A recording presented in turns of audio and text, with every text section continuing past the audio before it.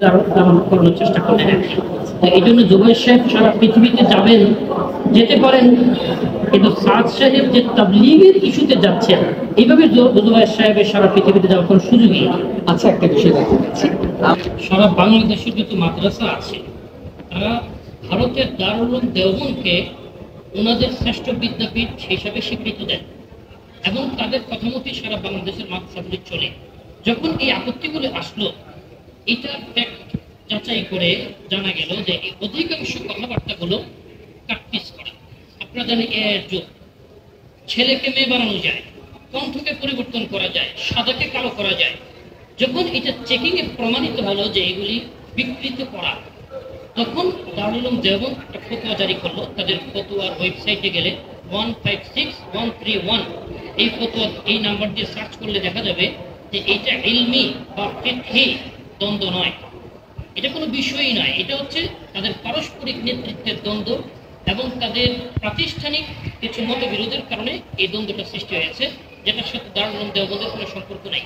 তো এই ফতোয়া থেকে স্পষ্ট হয়ে যায় যে ওনার নামে অনেক অপপ্রচার আসছিল বা ধুকে টিকে নেই। দারুল উলুম দেওবন্দ নিজেরাই তাহকিক করে এবং অন্যদের তাহকিক তাদের কাছে যাওয়ার পর যাচাই করে তারা এই কথা বলতে বাধ্য হয়েছে যে সাদ সাহেবের সাথে ইলমি বা ফিকহি কোনো দ্বন্দ্ব নেই। আচ্ছা, কাকরাইল মসজিদে কি সমস্যা? কাকরাইল মসজিদের আসলে কাদের ছাত্রপন্থী সারা পৃথিবীর তাবলীগের মার্কাজ যেমন নিজামউদ্দিন, পৃথিবীর যতগুলি দেশীয় মার্কাজ আছে সেগুলি নিজামউদ্দিনের ব্রাঞ্চ বা শাখা, দেশীয় হেড অফিস। এই হিসেবে কাকরাইলের যে দলিল পত্র সেখানে দেওয়া আছে এটা নিজামউদ্দিন মার্কাজের অধীনে পরিচালিত হবে। তো এখন যারা কাকরাইল মার্কাজে আছেন, দ্বন্দ্বের শুরুতে সরকারিভাবে একটা চুক্তি হয়েছিল যে এক পক্ষ জুবাইরপন্থী যারা, ওনারা 4 সপ্তাহ কাকরাইলে থাকবেন, আর যারা নিজামউদ্দিনের অনুসারী, নিজামউদ্দিন মার্কাজের আমিরের অনুসারী, ওনারা 2 সপ্তাহ থাকবেন। তো এইবার ওনারা 4 সপ্তাহ শেষ করে আর আমাদের হাতে দিতে চাচ্ছেন না। ওনারা বলতেছেন যে আমরা এবার কাকরাইলে ঢুকেছি, কাকরাইল থেকে আর কখনো বের হবো না। এই জন্য আমাদের পেশি শক্তি প্রয়োজন হলে তা ব্যবহার করব এবং যা কিছু করার তা করবো, কিন্তু আমরা কাকরাইল থেকে বের হবো না। এই হঠকারিতার কারণেই কিছুটা ধোঁয়াশা এবং একটা অস্থিতিশীলতার আশঙ্কা দেখা যাচ্ছে। আচ্ছা, কি মনে করছেন এই মসজিদের যুগের একটা অন্য পরিস্থিতি আমরা দেখবো কিনা এই ক্লান্তি লগ্নে?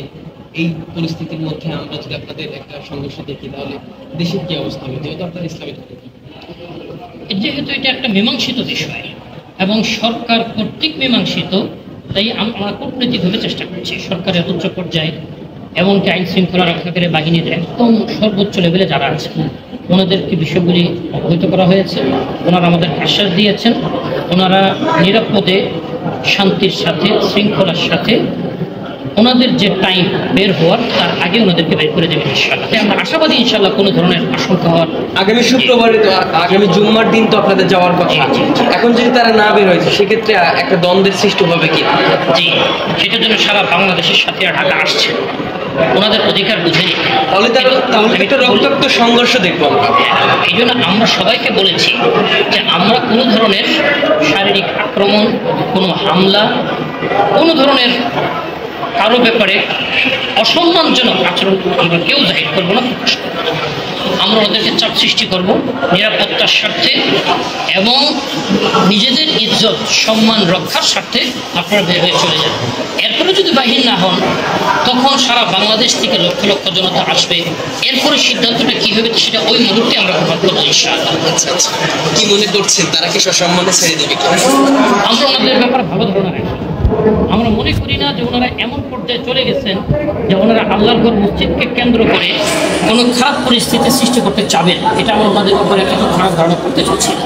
আমরা ভালো ধারণা রাখি। একটা মসজিদ যেখানে আসলে মানুষ নামাজ পড়বে, 5 ওয়াক্ত নামাজ পড়বে, এবং নামাজ পড়া আসলে একটা ইবাদত।